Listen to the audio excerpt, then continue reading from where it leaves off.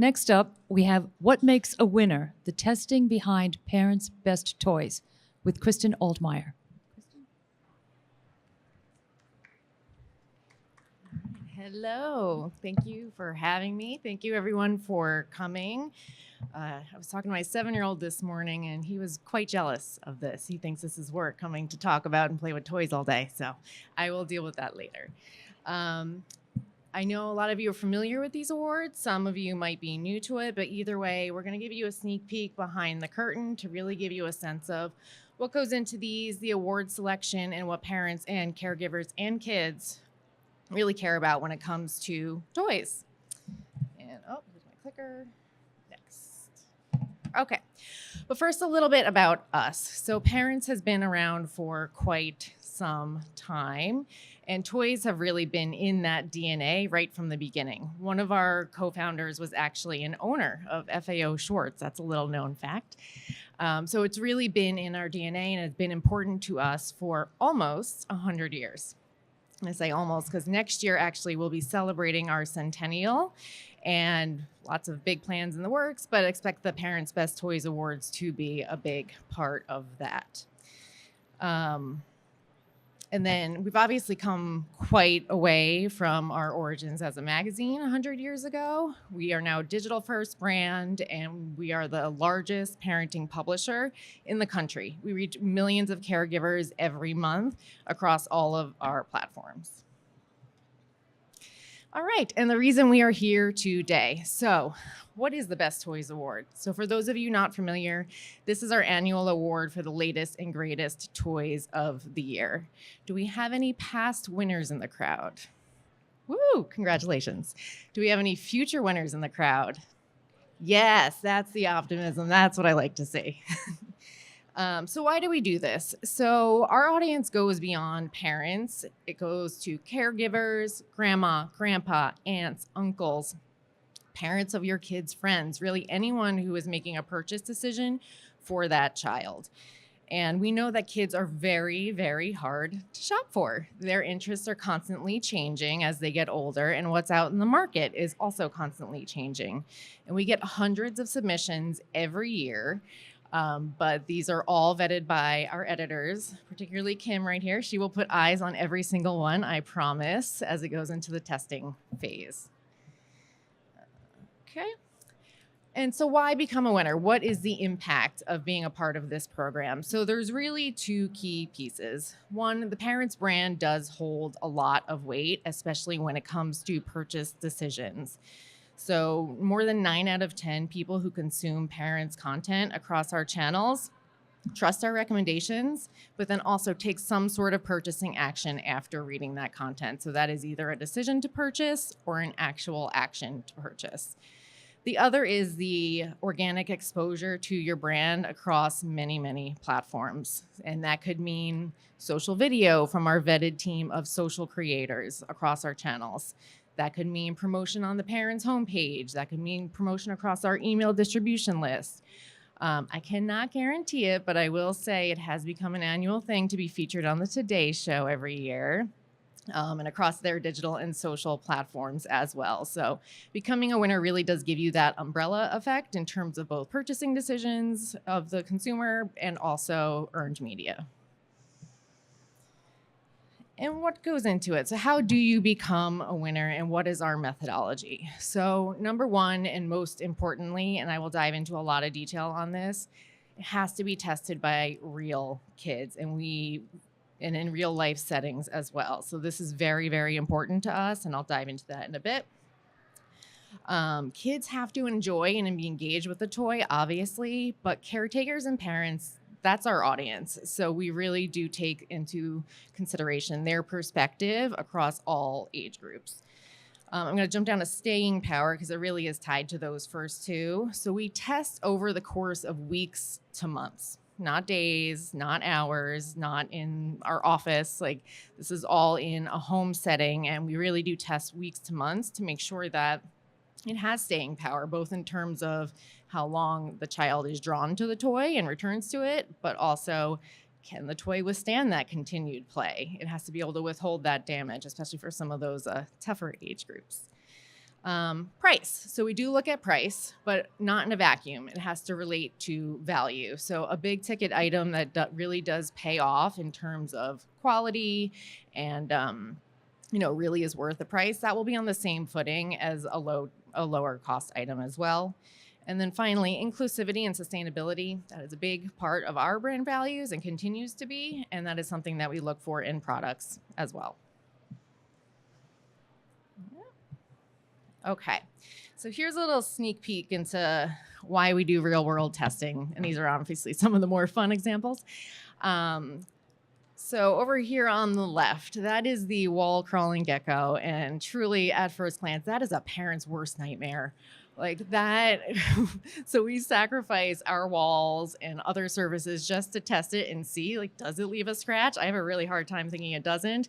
It doesn't. And this has actually become my go-to gift for kids' birthday parties. But I do have to leave a note for the parents saying, like, I promise this is not going to ruin your house. Over here in the middle, so that's a remote control monster truck.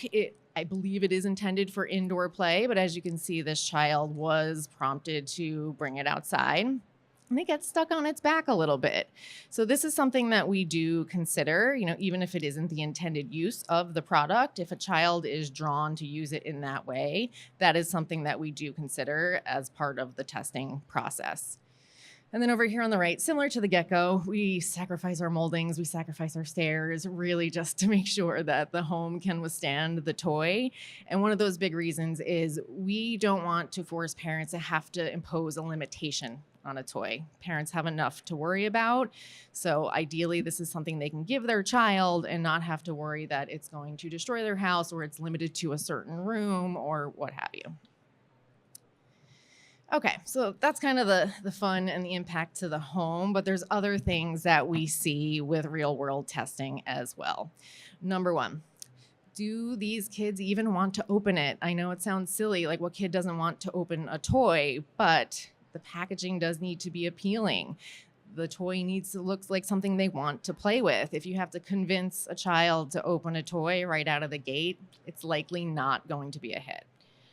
Can they put it together themselves? So yes, obviously some toys need parental involvement for safety reasons, but definitely bonus points if this is something that is easy to put together and or the kid can do it from start to finish on their own. Can they play with it by themselves? And this is truly across all age groups, babies included. We really want to enforce independent play, especially as they get older. And, this is really so not, parents want together time. They do, but what they don't want is to be required for it in order for the kid to use the toy. And then lastly is staying power. So, and again, I touched on that earlier, but that is two things. So is this a new go-to toy or this is a one and done? We all have that pile in the corner of forgotten toys that just exponentially grows. We don't want to add to that. But if this is a toy that the kid is drawn to, then can the toy withstand that type of continued play? Or does it break or fall apart easily or eventually become dangerous and, have smaller parts that come apart? So this is unique insight that really we only get to see when we are testing with real kids and real families in a home over an extended period of time. All right, so our overall methodology and our approach to testing is used across all of our age groups. We currently have 4 age groups right now, considering 5, maybe next year. But we do tailor what we're looking for by age group in addition to the overall methodology. I'm also going to provide just some real life examples of the types of feedback we do get from testers for each of these age groups. Like you can see here, the dad was really focused on that independent play for a baby where it kept the baby occupied, but in a developmentally appropriate way. Okay. And babies we do define in this case as 0 to 12 months. And as you can see, parents here are the primary decision maker more so than any other group. Obviously, babies can't really make decisions, but parents have a lot of influence and preference with this age group. And one of those big ones is size and storage. It is so important. Baby gear is often gigantic, and not everybody has the room in the home for it. But if it is large, can it be folded up and stored easily? If it cannot be folded up and stored easily, how does it look in the home? Is it loud? Does it have a lot of flashing lights? Does the aesthetic match the decor of the home? Parents after baby really want to maintain a sense of normalcy, and having toys that fit into their home as it currently is really does help with that. The other one is innovation. So there are new studies and new information on babies and their health and their safety all the time. And while it is constant, there is definitely an expectation that toys meet that in terms of what is the latest news out there around babies. And then in general, baby toys should be able to aid in developmental milestones and be made of materials that parents feel are safer and easier to clean. That's probably more important than capturing the baby's attention. I think we probably all know the age of the flashing lights and colorful plastic toys is over. So lo-fi, non-plastic toy, wooden or natural materials definitely get a boost in this category. And then the last thing we make sure to look at is making sure that the toy is age appropriate. Like obviously babies go through very quick phases. There's no guidelines that are mandated for this. So we take that upon ourselves to ensure that it is appropriate for a 3-month-old, a 6-month-old, etc. Toddlers. We define that right now as 1 to 4 years. This is the area that we might expand next year and divvy it up into toddlers and preschoolers. But toddlers are fun, huh? So they're often using toys in a very unexpected way. Sandy, the axolotl here, is probably the best example. Probably the least cuddly thing I have ever seen, but this child took it to bed. But that is a use case that we consider because something about the design made it appealing to the child and had made the child form a bond with it. And that is something to definitely consider when we're looking at a toy, even if it's on its surface, not a lovey or a stuffy or something that would typically fall into that group. And what matters here? So parents are still the primary decision maker. I move that over to the right a little bit, mostly just because that's when character preference comes into play, whether it is a specific character like a Paw Patrol or trucks or mermaids or a category of characters. But in terms of types of play around toddlers, imaginative play and sensory play are the two big things we're looking for. Those are the big ones parents want to have in their toys as the kids get ready for school or as they're starting out in school. And then those last three there: durability, non-toxic, no sharp edges or small parts. Sounds like baby requirements, but honestly, with this group, it is way more important. It's important for babies too, but important for this group. Anyone that has a toddler or has had a toddler knows they are tough on toys and they will put things in their mouth and just run. At least babies can't run. So this is why we put these through extended testing periods to make sure that they are safe and that over time, no small parts come undone and it doesn't become unsafe. All right, moving on to big kids. So this is currently defined as 5 to 9 years old. And in this category, you can see this particular dad really loved this toy because it had 2 modes of play. He could use it in multiple ways. One being that quick type of play, like kids have a couple of minutes. Kids have crazy schedules, and to be able to squeeze in just some quick creative play in between school and soccer practice is incredible. But it also allowed them to go really deep into builds and build out that independent, creative type of play that we're looking for in this age group. And this is where kids start to have a lot more say in what they want. And that's not a bad thing. This is just where we start to take into consideration both the kids' feedback and the parents and the caregivers' feedback.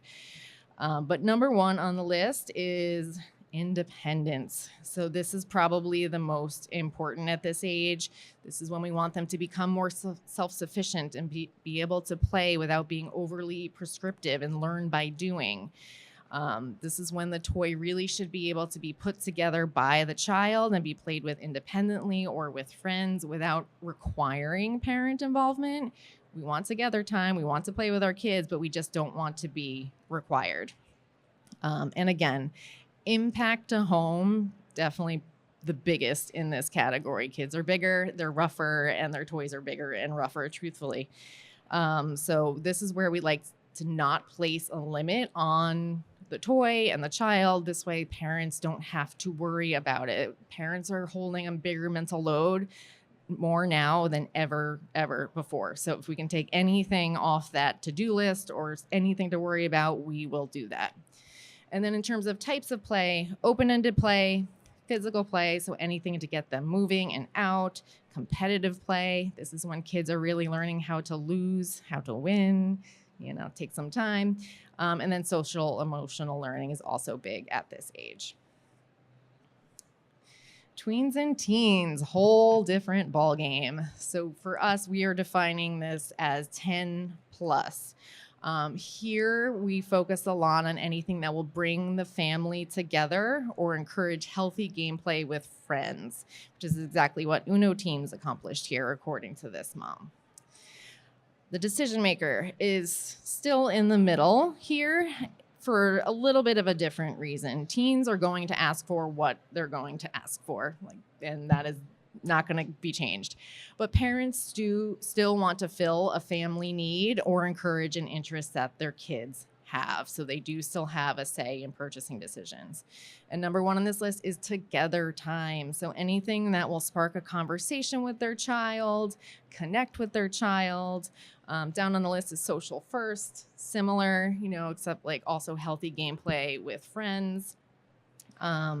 This group loves screen times, for better or worse. We don't often recommend video games. If there is a product with a digital extension that is quality, then we will consider it.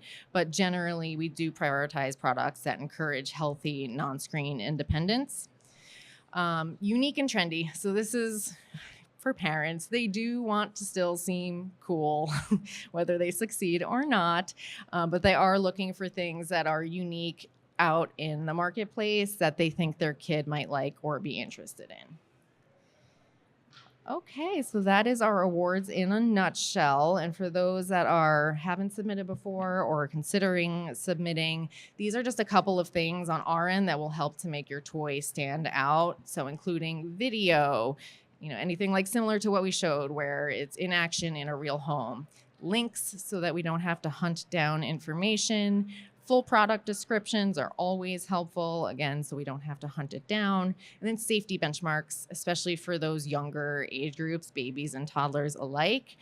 2025 awards will likely be released in October, again, ahead of that holiday buying season. Submission deadline is July 19th. So keep that in mind and mark your calendars. And thank you for coming. The QR code will give you some more information on the awards as well as the 2024 winners.